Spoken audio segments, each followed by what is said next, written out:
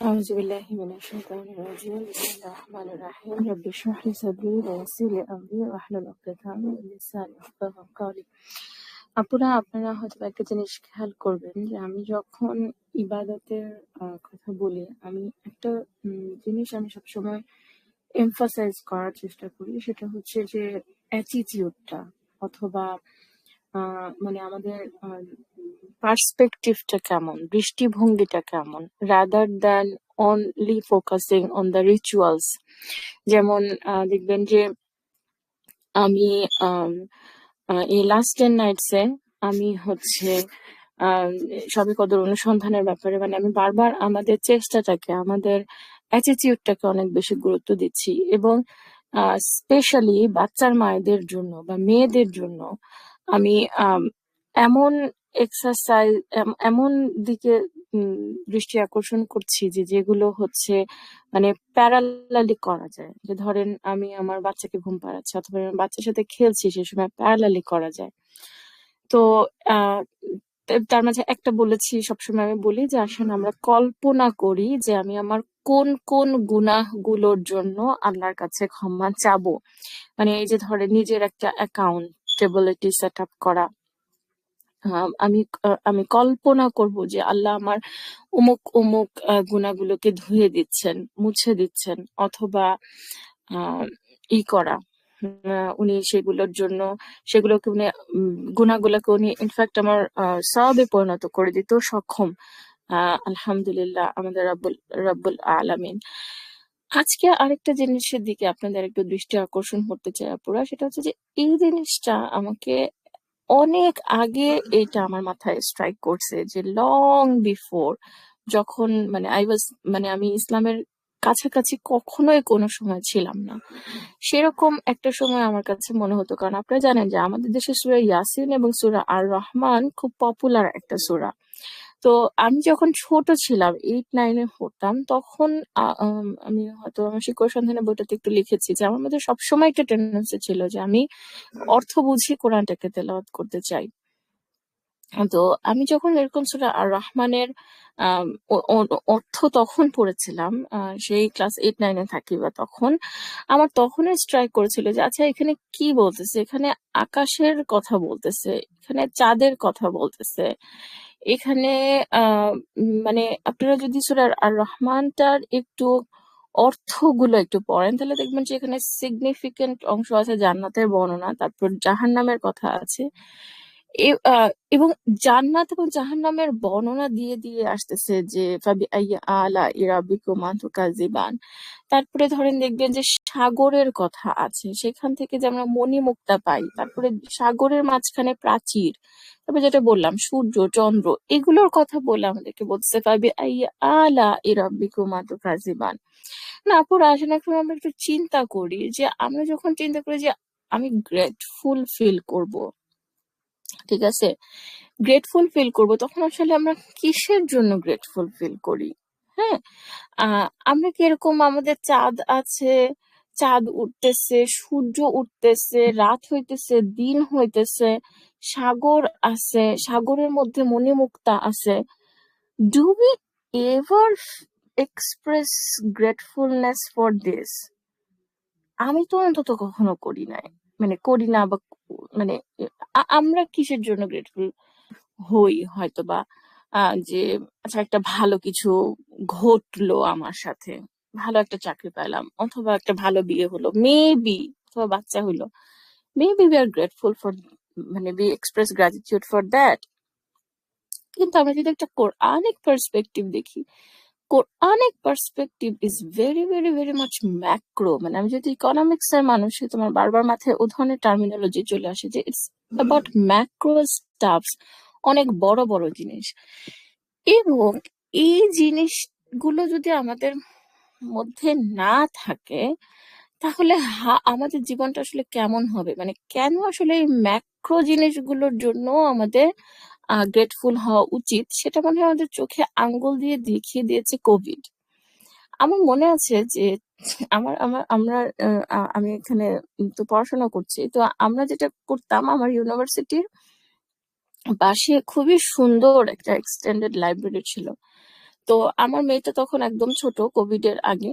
তো আমরা তখন, ও তখন মাত্র নতুন হাঁটা শিখেছে। তো আমরা তখন প্রায় যেটা করতাম যে রাতের বেলা লাইব্রেরিতে পড়তে চলে যেতাম অ্যাজ আ ফুল ফ্যামিলি। ঠিক আছে, তো তখন আমার আলহামদুলিল্লাহ লাইব্রেরিটা খুব সুন্দর ছিল, এবং রাতের বেলা খুব সুন্দর লাইটিং হতো লাইব্রেরির ভিতরে। আমার মেয়েটা ওই লাইটিংটা খুব পছন্দ করতো।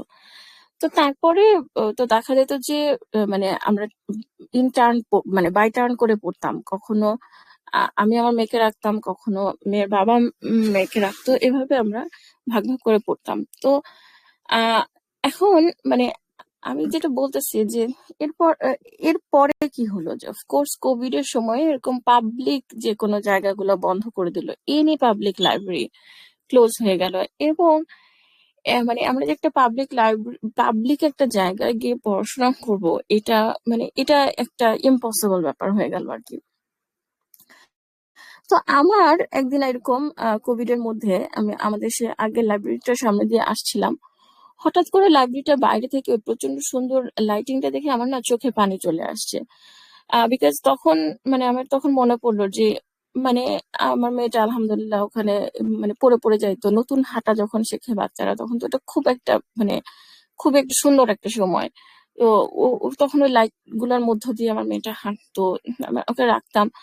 ওই স্মৃতিটা মনে করে আমার চোখে পানি চলে আসছে, এবং আমার তখন মনে হয়েছে যে আমি যখন লাইব্রেরিটাতে পড়তে গেছি, at that moment in life, did I ever feel grateful যে আমি একটা পাবলিক প্লেসে পড়তে যাইতেছি, সেটার জন্য মানে একটা পাবলিক প্লেসে যে আমি মানে বসে আছি, এটার জন্য কি did I ever feel grateful?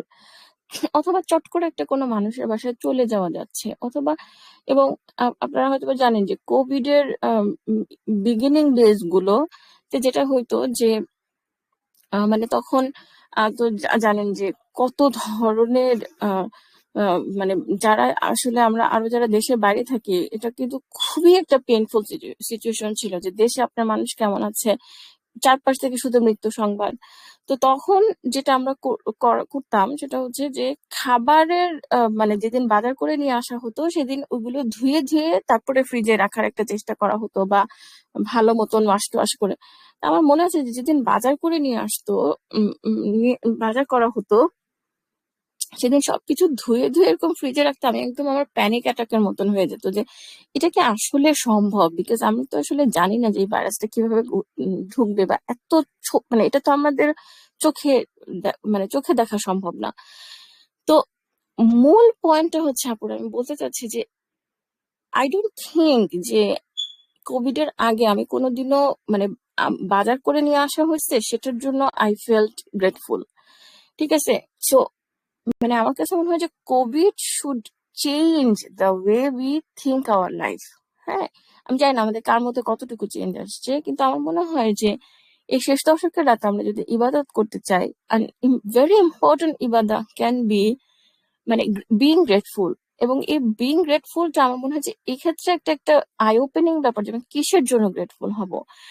এবং আমি জানি না আপনারা আপনারা সালাতুদ দোহার ব্যাপারে যে হাদিসটা আছে, সেই হাদিসটা জানেন কিনা, যে বলা হচ্ছে যে মানুষের শরীরে 360টা জয়েন্ট আছে।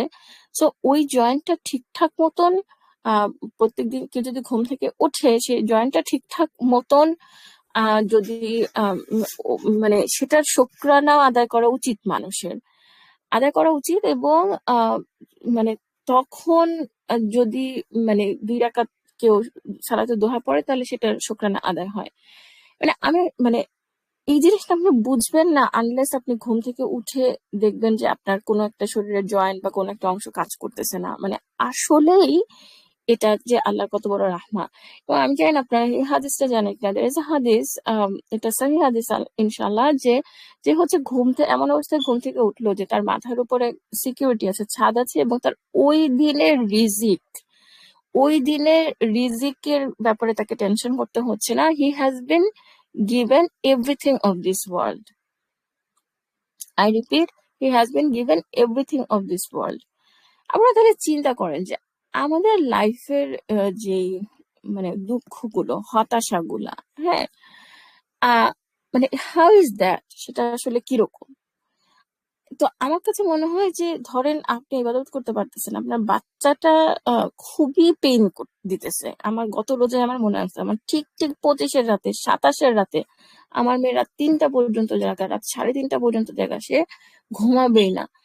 অ্যান্ড আই ওয়াজ ফিলিং, আমি আমি আমি অস্বীকার করব না যে I was feeling really pissed off, যে একটা মানে 2.5 বছরের বাচ্চা কেন রাত 3টা 5টা পর্যন্ত জেগে আছে বা কিছু। আপনারা আসেন, let's start feeling grateful for the thing that is bothering আস।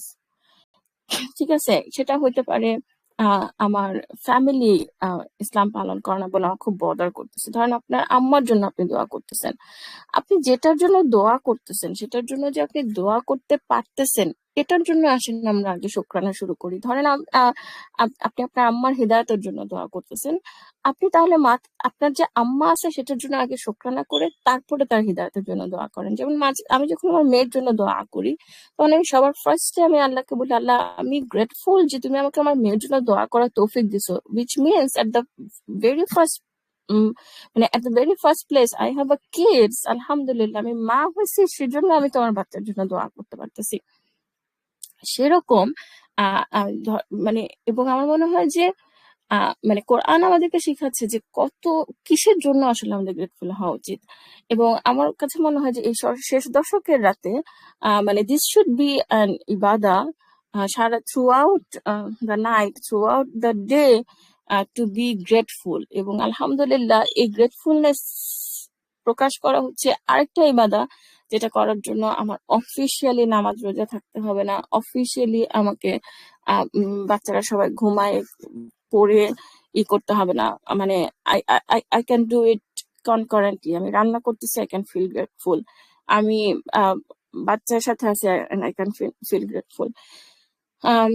এটাই ছিল আপুরা আমার আমার একটা পার্সপেক্টিভ, যেটা আমি আপনাদের সাথে একটু শেয়ার করলাম। জাযাকুমুল্লাহু খাইরান এতক্ষণ শোনার জন্য। আসসালামু আলাইকুম ওয়া রাহমাতুল্লাহি ওয়া বারাকাতুহু।